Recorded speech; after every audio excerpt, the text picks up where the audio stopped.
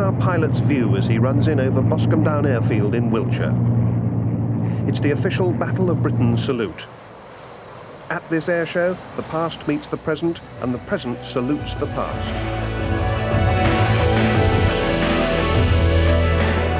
More than 140,000 people have come to Boscombe Down to see the 350-plus aircraft that are gathered from all corners of the world. It's the biggest airshow in Europe this year, with 32 air arms coming together to celebrate the 50th anniversary of the Battle of Britain.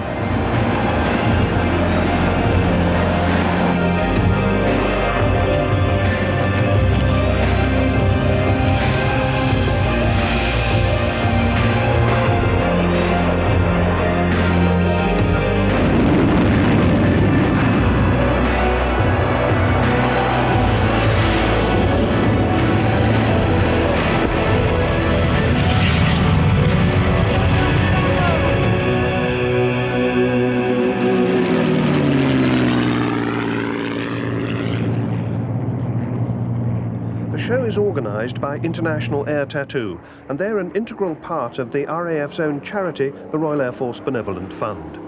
The fund's president is His Royal Highness the Duke of Kent. 50 years ago this summer, Allied airmen, mainly in Spitfires and Hurricanes, fought a battle against the might of the Nazi Air Force in the skies above southern England. Most of them were young men, many of them not long out of school. Over 2,000 of the pilots were in the Royal Air Force, while others came from the armed forces of countries throughout the free world. Their courage and skill in the Battle of Britain saved our nation from defeat in the air and from the fear of invasion. It was a turning point in the war, but hundreds were to perish in that battle, and during the next 5 years, thousands more airmen were to become casualties, either killed, wounded, or posted missing in action. The Royal Air Force Benevolent Fund, of which I have the honour to be president, continues its work of helping the survivors, the disabled, the sick, and the widows and families. The need for this help is all the greater now, as sadly many of these fine people are affected by frailty and disabling illnesses. This is a daunting task for the RAF Benevolent Fund, whose appeal is designed to enable us all to help in meeting this challenge. I am delighted that the Battle of Britain Air Show at Boscombe Down is playing its part in providing support to these people whom the nation is determined never to forget. With that thought in mind, here then is the Battle of Britain salute. An important part of that salute is an hour-long reenactment of some of the crucial aspects of the battle. It's a kind of flying theatre, a sonnet avion if you like, or a royal tournament with real aeroplanes. It starts with a graphic representation of the number of nationalities involved. Each of these parachutists, they're from the Joint Services Parachuting Club at Netheravon, each of them is carrying the flag of one of the 13 other nations from which the pilots in the battle came. They ranged from one Jamaican, and incidentally one Jew from what was later to become Israel, to no less than 141 pilots from Poland. Also represented are the flags of the British air arms involved, the RAF and the Fleet Air Arm. Of course, it wasn't only pilots that were needed. Lorries like these came trundling into the recruit training schools all over the country, full of young men and women who were to provide the backbone of support for the pilots and the aeroplanes. In that hot summer of 1940, 4/5 of the total Luftwaffe strength were ranged against Britain, more than 2,600 aircraft based on the nearby continent. More than half of those were bombers. Sadly, none of them are nowadays in flying conditions suitable for this airshow, so their presence is represented by two of the famous Messerschmitt 109 fighters, of which there were more than 800 in the battle. But before today's battle starts, let's look at a problem that every squadron suffered. Most of the new pilots streaming in had trained on old, slow biplanes. Some of them had as few as 5 hours' experience on the Spitfire, which apart from anything else was tricky to take off. There were no two-seater Spitfires in those days, so the first thing a new pilot did was to get airborne with a more experienced mentor chasing him and harrying him.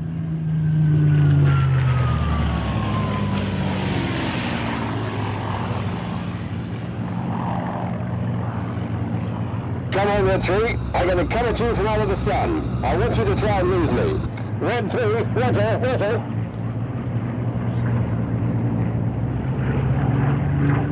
Come on, Red 3, I've had you in my sights at harmonization range. You're dead, boy. In fact, maybe it's a good thing the Sprog pilot has left the circuit, because arriving now is a very important hurricane. In it is the boss, the AOC 11 Group, Air Vice Marshal Keith Park. In the very best traditions of leadership, he refused to stay desk-bound at his headquarters at Uxbridge. Instead, well, let him explain it himself. I spent every afternoon from after I thought the main attacks were over, 4 or 5 o'clock, I went out to the Northolt Aerodrome every afternoon in the week and climbed into my old Hurricane and flew around some of the aerodromes every day, 7 days a week, in order to talk to the pilots, the flight commanders, squadron commanders, to see how they were standing the strain, because I was caning them, I was working them to the limit of their physical and mental capacity. Air Marshal Park always wore a white flying suit on these occasions. Today his part is played by Group Captain Martin Widdowson, who commands RAF Coningsby. But anyway, the Air Marshal wasn't always right when he expected the day's raids to be over. And this time they mean business.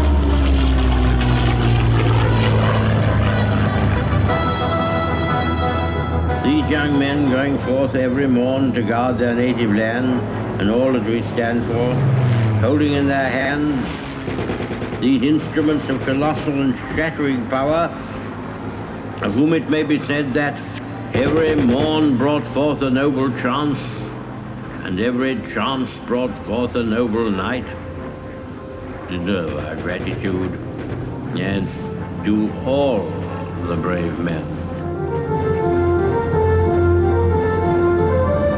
This was the kind of sight that people all over southern England would rush out of their houses to see. Of course, for them, the dogfights were more distant, often at heights around 20,000 feet. Today's audience gets a more grandstand view as the pilots dogfight much closer to the ground. But what was it like actually to destroy an enemy aircraft? This is how one of the great Battle of Britain heroes, Squadron Leader Ginger Lacey, described his first kill. I suddenly saw a Heinkel on a Messerschmitt 109.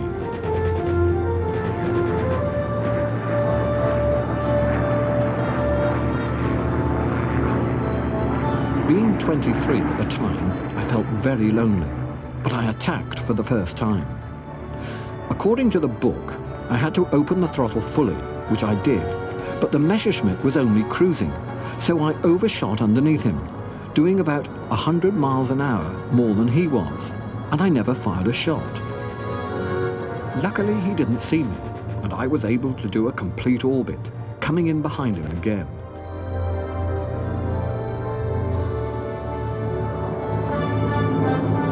I threw the book away this time and throttled back so that I was almost formating behind him. As I opened fire, he blew up right in front of me, a most spectacular sight. This, of course, convinced me that I was the hottest thing in the air that had ever happened. So I went down and attacked the Heinkel. This caught fire in a really satisfactory sort of way. and I returned to the airfield cock-a-hoop. I was not quite so cock-a-hoop when nobody believed me. That was my introduction to air fighting. Ginger Lacey went on to achieve no less than 28 kills during the war, 18 of them during the Battle of Britain.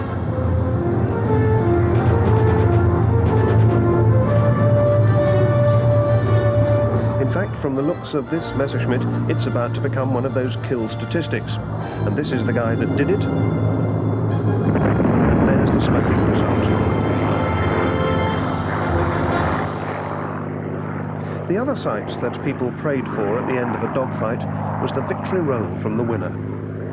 Often when the throttle was closed on the Merlin engine, it would pop and bang, sometimes giving the uninitiated slight palpitations. Well, that's a brief look at the reenactment of those events of 50 years ago. Ever since then, Britain has thought it necessary to have a properly planned air defence capability. One of the squadrons here at Boscombe in the battle was number 56. They're still at it now, but their mounts are American McDonnell Douglas Phantom FGR-2s. And this is what a 56 Squadron scramble looks like today.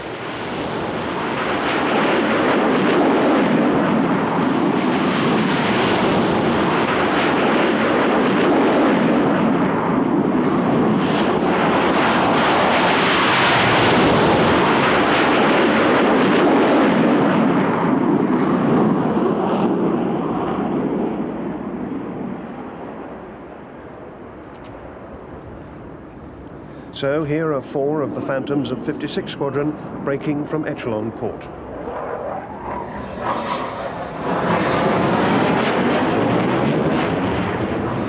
So that's what some of the present-day incarnations of the few are flying. Let's take a look now at some of the other current fighter hardware. This one is the latest version of an aircraft that has proved itself in combat, but it's also become a firm favourite with airshow audiences. It's the Harrier II, and it claims a direct line of descent from the Hurricane.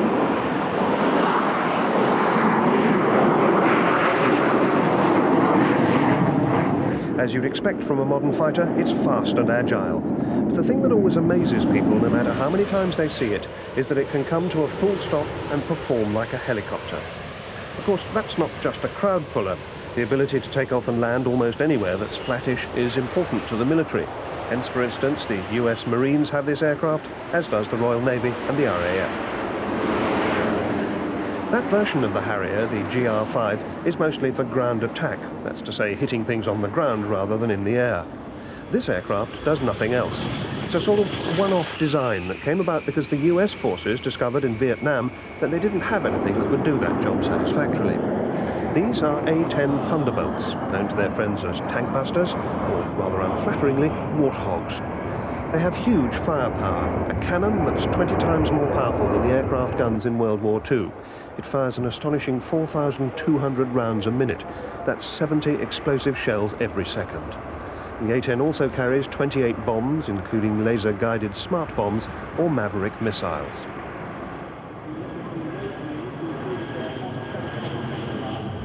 But Warthog is on the way out, and believe it or not, its purposeful, functional shape, well, ugly if you insist, that squat shape is to be replaced by this graceful object. This is not one of your tank busters, or mud movers as they say in the trade. This is an air defence fighter, a true follower of the Hurricane and Spitfire tradition. This is an F-16, American-built but belonging to the Royal Netherlands Air Force. See its Sidewinder missiles on the wings there. They're for shooting down other aeroplanes. Well, actually, only the inboard ones are Sidewinders, dummies of course. The things right on the wingtips are smoke generators just for the display. And this, or rather a toughened ground attack version of this, will soon take over from the A-10 Warthog.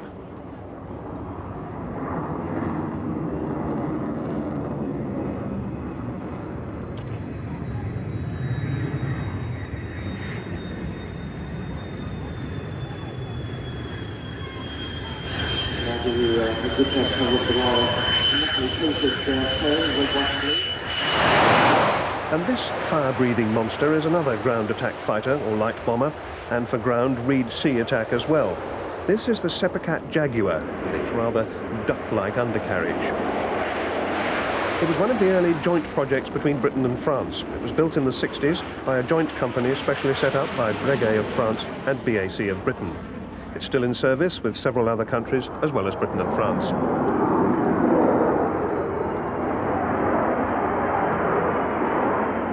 As Jaguar flies by at very low speed, you can clearly see that lump on the tail fin there. That's the aerial for the radar warning receiver, which tells the pilot when he's being scanned by another radar.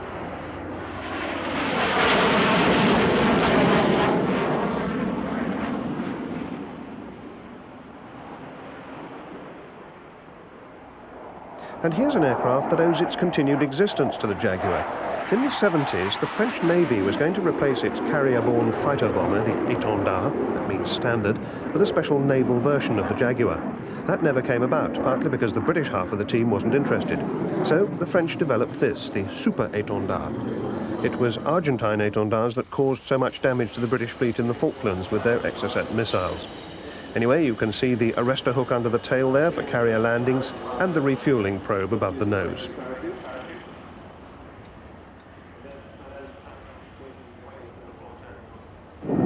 This is an American General Dynamics F-111C, and it belongs to the Australian Air Force. It's about to give us a demonstration of what used to be called variable geometry. This is how the swing wing works. As Flight Lieutenant Mark Skidmore banks the F-111 to show us its plan-formed silhouette, the wings are in the fully forward position, swept back just 16 degrees. And as he starts turning towards us, you can see they swept right back to 73 degrees of sweepback. And the F-111 really looks like a paper dart. But that's not the only spectacular demonstration that Flight Lieutenant Skidmore has for us. One of the peculiarities of the F-111 is that the dump valve for losing fuel when you need to lose weight quickly is right between the jet pipes. So if you dump fuel while the afterburners are going, that's certainly some paint stripper. Another swing-wing aircraft here, this one British, and German and Italian. It's the Panavia Tornado, built jointly by British Aerospace, MBB of Germany, incidentally that M still stands for Messerschmitt, and Air Italia of Italy. With the wings swept forward at 25 degrees here, and the wheels down incidentally, Flight Lieutenant Fred Grundy of the RAF's 229 Operational Conversion Unit does an immaculate slow roll. As he rolls out, you can see the rails for the Sidewinder missiles under the wings. It's an interesting problem keeping them facing in the right direction as the sweepback changes. And here it is, changed to full 65 degrees sweepback, making the Tornado look quite dart-like in its turn. A flash of condensation cloud there showing how low the pressure is on the top of the wing as the aircraft pulls its 20-odd tons weight upwards.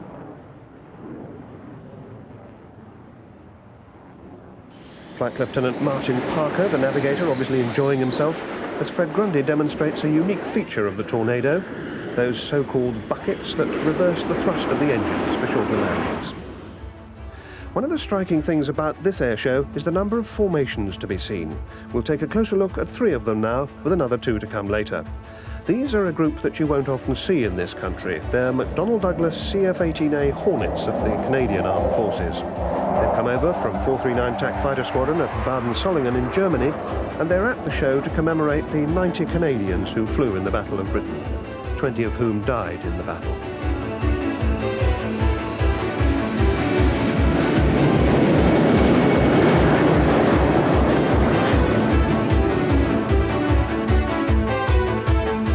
Next, one of the national aerobatic teams. These are the Casa 101 Aviajets of the Spanish Air Force. They are the Team Aguila, Eagle Team. All 7 of them do a lovely formation takeoff. Notice how the rear section of 3 gets airborne before the first 4. Those St Andrews crosses on the tail show that these aircraft come from the Spanish Central Flying Academy. Although the show is highly professional, the pilots are only part-time formation team members. They have to practice at the beginning and end of their normal working day as advanced flying instructors.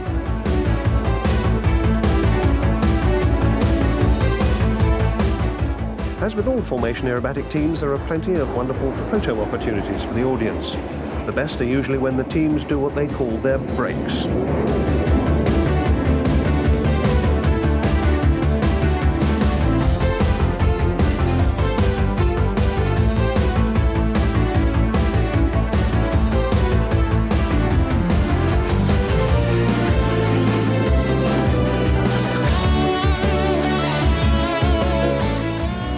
Canadians, who we saw just now, are not the only people to have the Hornet. The Team Aguila have a formation shaped after the Hornet, and it's from that shape that they do their final fan break.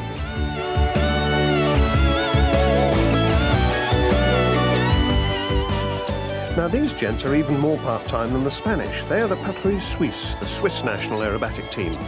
3/4 of the Swiss Air Force are part-time militia anyway, mostly with other civilian flying jobs, it must be said. But anyway, the Patrouille Suisse gets to practice just once a week on Monday mornings. And this year they're doing 4 displays, 1 in Italy, 2 in Switzerland, and of course 1 here at Boscombe Down.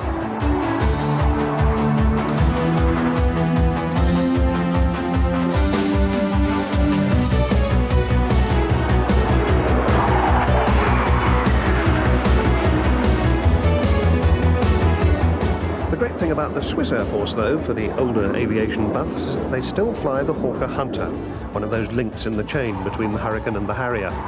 The Hunter is universally recognised as one of the great early jet fighters. It dates from 1951, and it was at one time the holder of the world speed record.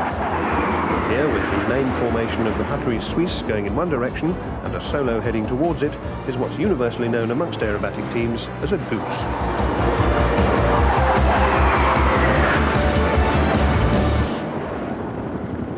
This show is actually the first occasion on which Boscombe Down has opened its gates for a public air display. Until now, security here has been as tight as a drum, with 2 quite separate security fences.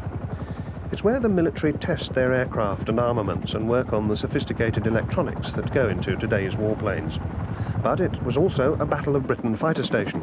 It was from here that the only Victoria Cross awarded to a fighter command pilot was won. This Hurricane bears the markings GNA of Flight Lieutenant James Nicholson, who won the VC for pressing home an attack whilst severely burnt in the skies over Southampton. Post-war history at Boscombe saw such highlights as the early flights of TSR-2, the tactical strike and reconnaissance aircraft that was to replace the Canberra. The whole project was scrapped on government orders in 1966, just days before the second prototype was due to fly. Here's another aircraft right on the cutting edge of contemporary technology, taking off from another secret base, this time the so-called Lockheed Skunk Works in California. This is the highly secret F-117A, the stealth fighter. This is the extraordinary shape, along with the use of non-reflecting surfaces, that enable this very expensive piece of technology virtually to avoid detection by conventional radars. Well, let's turn our attention from the esoteric and secretive to the almost blatant showmanship of Richard Good and the brand new Proteus Extra 350. Let's get the name sorted out first. Proteus is the petrol company that sponsors this and other exciting aircraft. Extra is the name of the German Walter Extra, who designs and builds these World Championship class aerobatic aircraft. And 350, well, with only a little imagination, that's the horsepower of the Lycoming engine. As for Richard Good, well, he's a very tough cookie. In this display, he puts himself through +8G when his body weighs 3/4 of a ton, to -6G when there's a half-ton force trying to pull him out of his straps.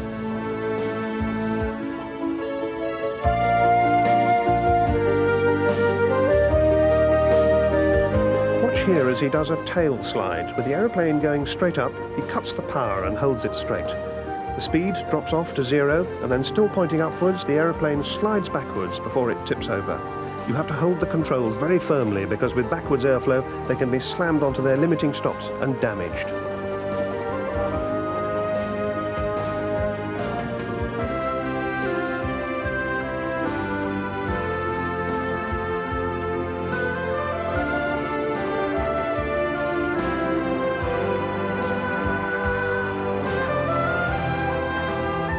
No damage here though, and Richard now performs a beautiful rolling tail slide, more properly known as a torque turn. See how he keeps the roll going as the speed drops off, so that even by the time he's going backwards, he's still rolling.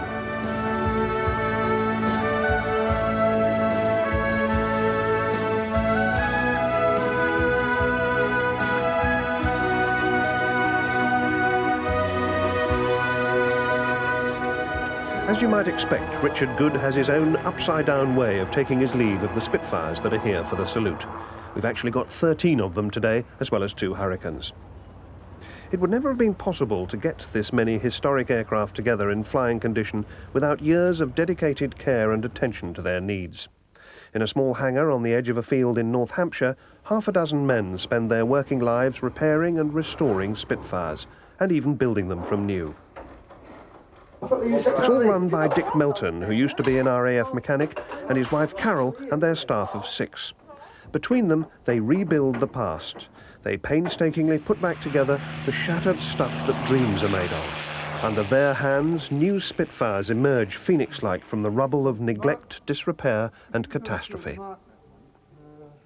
I was a very young man when these aeroplanes did the deeds that they were renowned for having done. I have an enormous emotional attachment for these aeroplanes because of what they did. We're now 50 years on. These aeroplanes do not do that anymore, but these aeroplanes perpetuate the memory of those men and those deeds. On the other hand, to me, this is a beautiful piece of machinery. I like to think that this particular piece of machinery will be looked on in the future the same way that we look on maybe a Chippendale chair. They are not purely a machine. They are a piece of artistry, and this is what we do, and I'm very, very proud of it. It takes 2 years to rebuild a Spitfire, and it costs well over £500,000. Modern materials and construction techniques help considerably. But Spitfire parts are so scarce that the only genuine piece of the original airframe might be the identification plate. I used to say years and years ago that if I had a piece of aeroplane, then I could reconstruct a new aeroplane around it.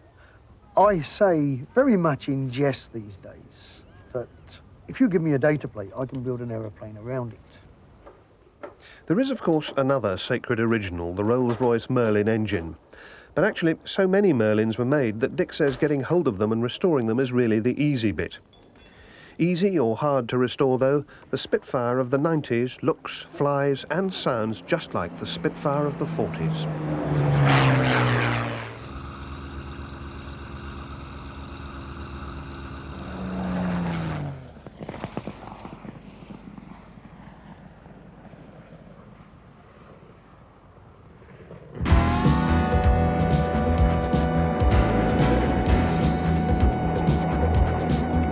We welcome you back to Boscombe Down with the one ingredient that no big air show in Britain can do without, the Royal Air Force aerobatic team, the Red Arrows, in their 9 British Aerospace Red Hawks.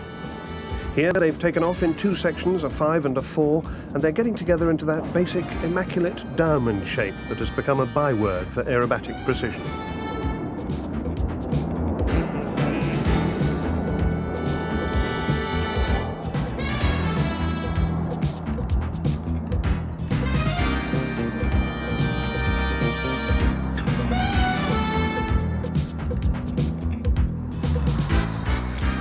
From the diamond, though, they change into all sorts of other shapes, like this, the feathered arrow.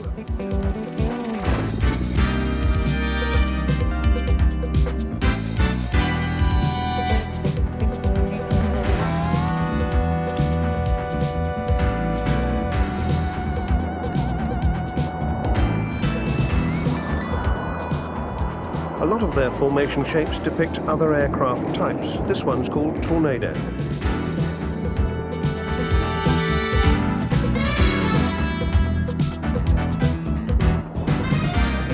Now they change into a new shape for this year, named after the Soviet fighter Flanker, with its small canard wing at the front.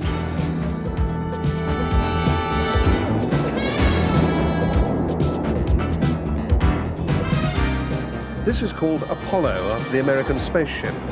And here's another new shape for this year, T-Tango. That's a especially difficult formation in which to do a roll like this, because it's very tricky for the pilots in the straight front row to keep position.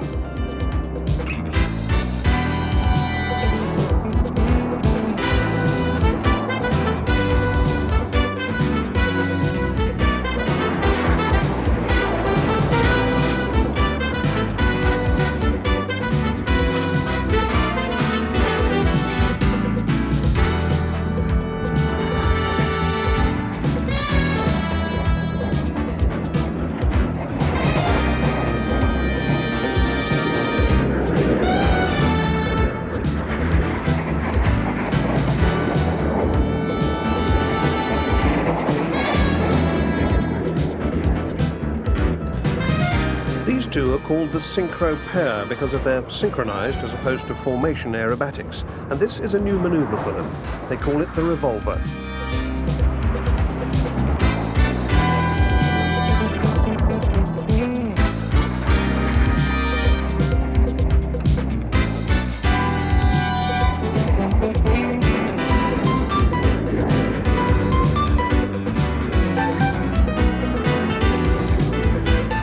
And here comes another goose, only this time with a pair instead of a singleton.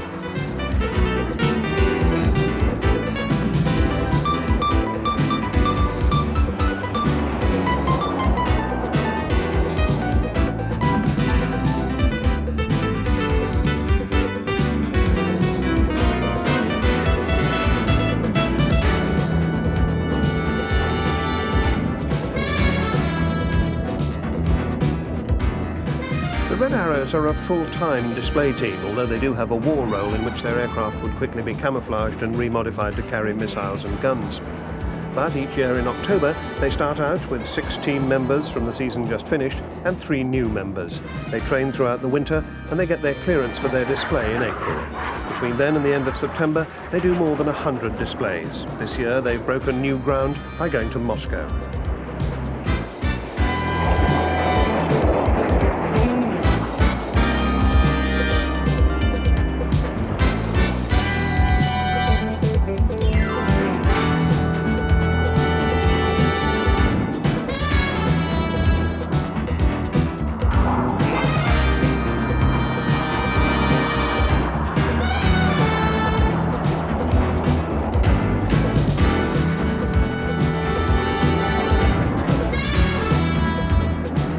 And of course the Arrows have their favourite spine-tingling moments like this, the Vixen break.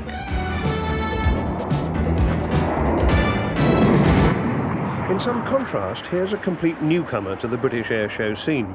It's Czechoslovakian, and as with the Canadians and the Australians, it's at the show to commemorate the 87 Czech pilots who flew with great distinction in the Battle of Britain. 7 of them died in the battle. But the L410 turbolet light transport aircraft is a good performer in its own right.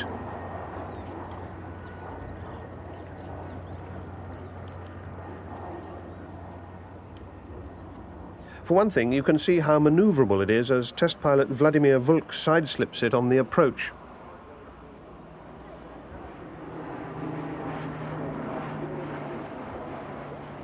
Not only that, but he seems almost to be able to loop it. Very untransport-like.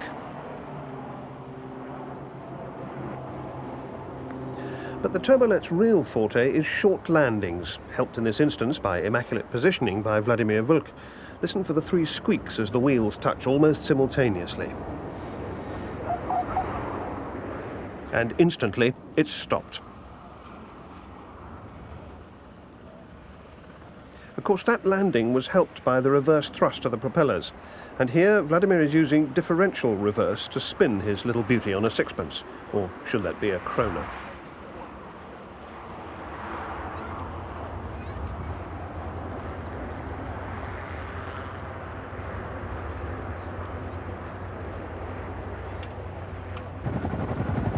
And talking of odd things to do with an aeroplane, how's this for size?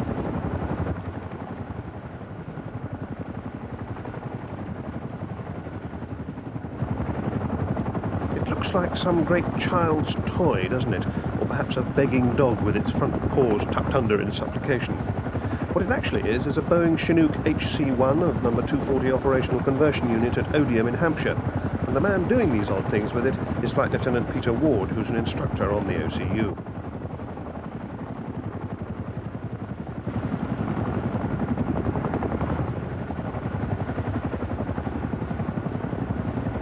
Anyway, having got airborne again, even if it was a bit of a weird way to do it, the next thing seems to be to throw this 15-odd tons of helicopter at the ground again. Doesn't look very comfortable, does it?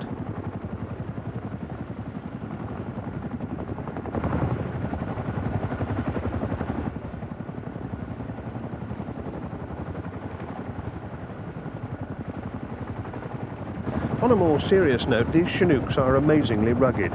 After 3 of them were lost in the Falklands when the Atlantic conveyor was sunk, the one remaining Chinook just kept going through all the appalling weather and with an almost total absence of spare parts. Its maximum capacity is supposed to be 80 passengers, but in emergency it was carrying well over 100.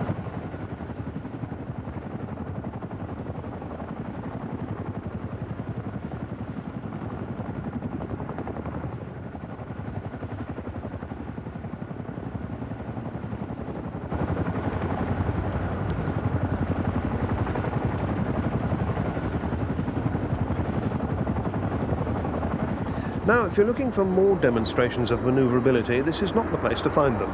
People have suggested, very unkindly, that this monster only gets airborne by courtesy of the curvature of the Earth.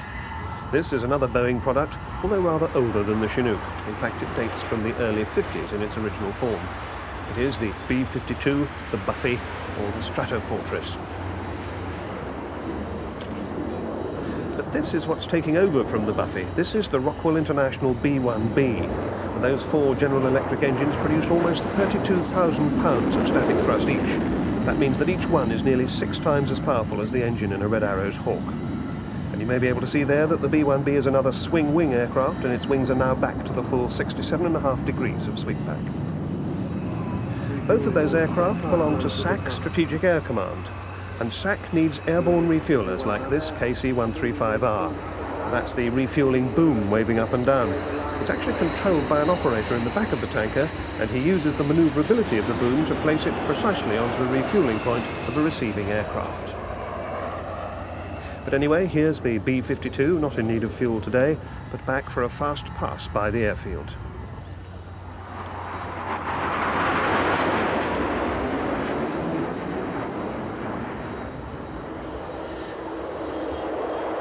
And here's its British equivalent, which, as you can see, is rather more manoeuvrable. It's the Vulcan.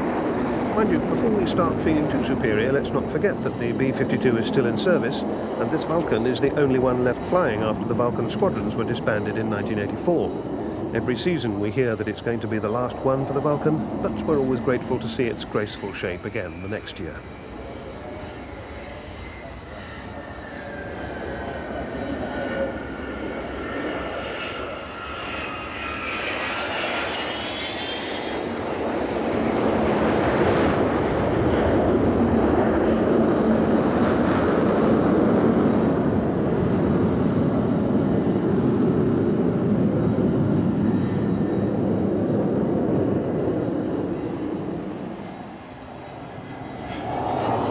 There's the capacious bomb bay, which could hold 21,000 pounds of conventional bombs and get them to the Falkland Islands to drop them on Port Stanley runway.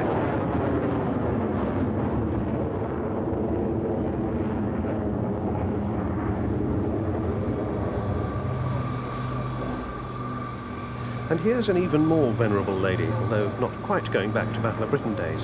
The Avro Lancaster, one of only 2 left flying anywhere. Another look at a sizable bomb bay there. Although the Battle of Britain was over before the Lancaster came on the scene, this one belongs to the RAF's Battle of Britain Memorial Flight, and it flies as a permanent tribute to all the aircrew who lost their lives in World War II. Nearly 7,400 Lancasters were built during and just after the war, and almost half of those were lost on operations.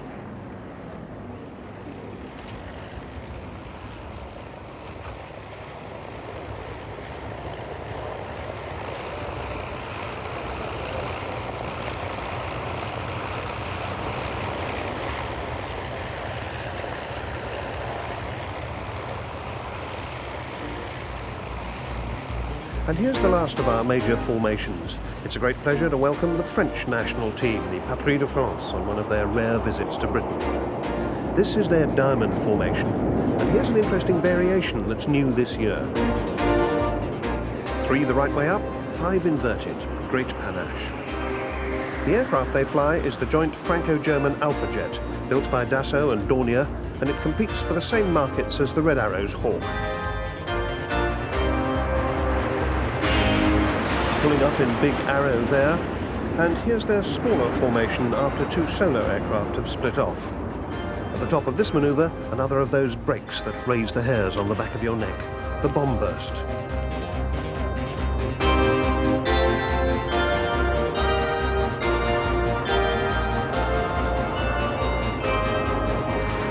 And prepare yourself for another, even more exotic break.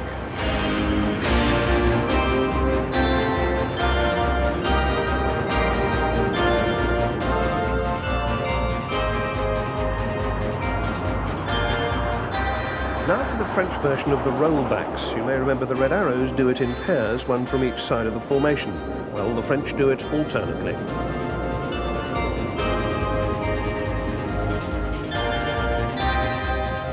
But now, as two Vics of 3 split on their way up, I think this is my favourite manoeuvre of the whole season. It's a heart shape they're describing. Several teams do that, but nobody has a heart quite like the French. Look for the arrow piercing the heart. The two solos, Capitaine Didier Bosser and Capitaine Patrick Louis, who are making that arrow, even get the smoke right, so they really do pierce it. C'est formidable. Back to earth with a bump now. Enough of this romantic French nonsense. Let's have some solid British practicality. Well, I say British. This is an RAF aircraft, but it's an American C-130 Hercules, and it's doing an approach that the Americans perfected in Vietnam, the Khe-Sanh tactical approach. As he stops, watch the ramp at the back.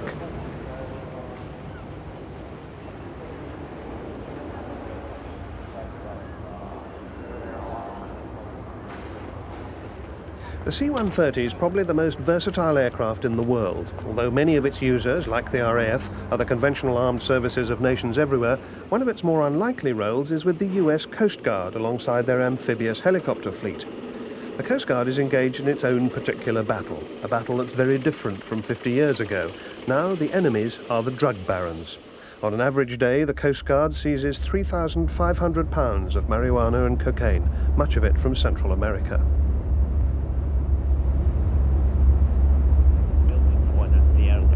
Well, I'll give him a pass to the right anyways. Okay, or there's another guy over at 1 o'clock also. Big? Medium. Is that guy over there? It looks like he's any kind of wolf on him, or... Well, I don't know. We can certainly go check them. Any boat in these waters is suspect and can be checked out. In the front line of this drugs war is the Coast Guard's 7th District in Florida. They've got both conventional fixed-wing aircraft and helicopters, and their operations are coordinated by a command center in Miami and 5 group commands like this one at Clearwater on Florida's prosperous western seaboard. These C-130s fly round the clock with the flight crews changing on a hot seat basis. A fresh crew takes over while the engines keep running ready for the next sortie. Patrolling the Florida coastline, the C-130s have a range of 2,600 miles, and they can stay up for 14 hours at a stretch. But after each mission, it's a dousing in the biggest car wash in the business to get rid of all that salt water.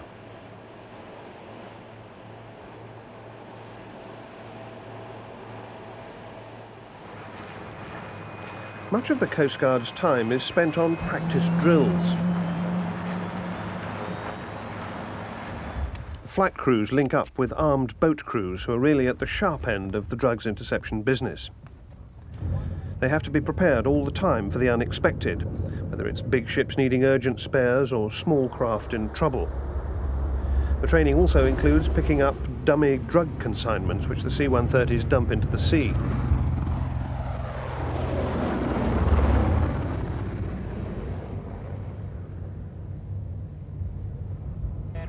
Rescue checklist complete. Ready for 1 trail line. Way back delivery to imaginary target. Okay, picking imaginary target. Go on out like you're coming in. Port right. Easy. Hold. Way back is at door's edge. Prepare to move back to left 5. Roger. Way back inside the cabin. Way back disconnected. Since 1972, Florida Coast Guards working in the Gulf of Mexico and the Caribbean have seized more than 10,000 tons of drugs worth billions of dollars. They have fast pursuit planes with advanced tracking systems which give them the edge on light aircraft trying to ship the drugs in. He's right on the nose. Going down. That last time coming across the drop. There the operator has electronically marked the spot where the illegal load has been dropped. He's climbing. And no, this isn't the result of drug baron sabotage. They really do have amphibious helicopters.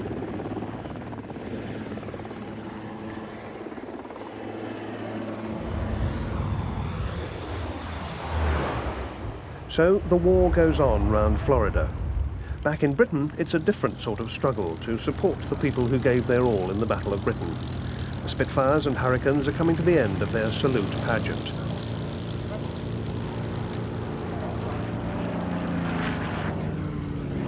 Between June and October 1940, 2,949 aircrew took part in the Battle of Britain. All but 600 were in the RAF. As we've seen, others came from Australia, Canada, Czechoslovakia, France, the United States. In all, 14 nations fought the battle on the Allied side.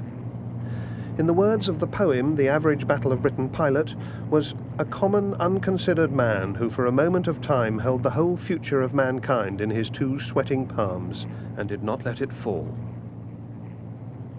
503 aircrew were killed in the battle. They're represented here by 503 new recruits lined up on parade.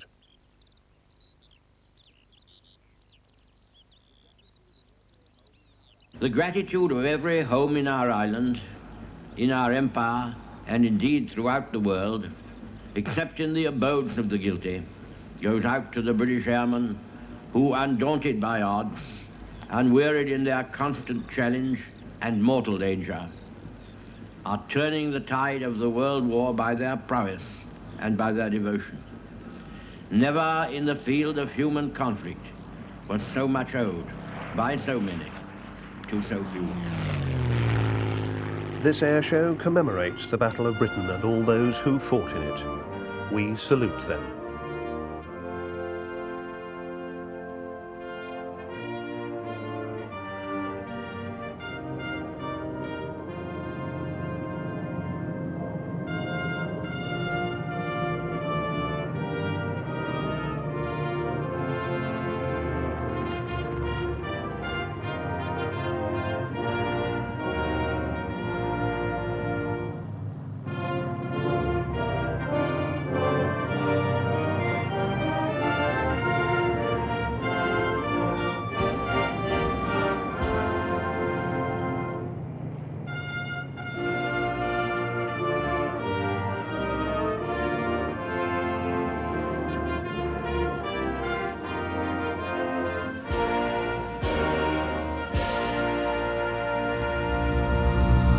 Well, that's it from Boscombe Down on this 50th anniversary salute. We leave you in the pilot's seat of a Spitfire 50 years on in the sunny skies over southern Britain.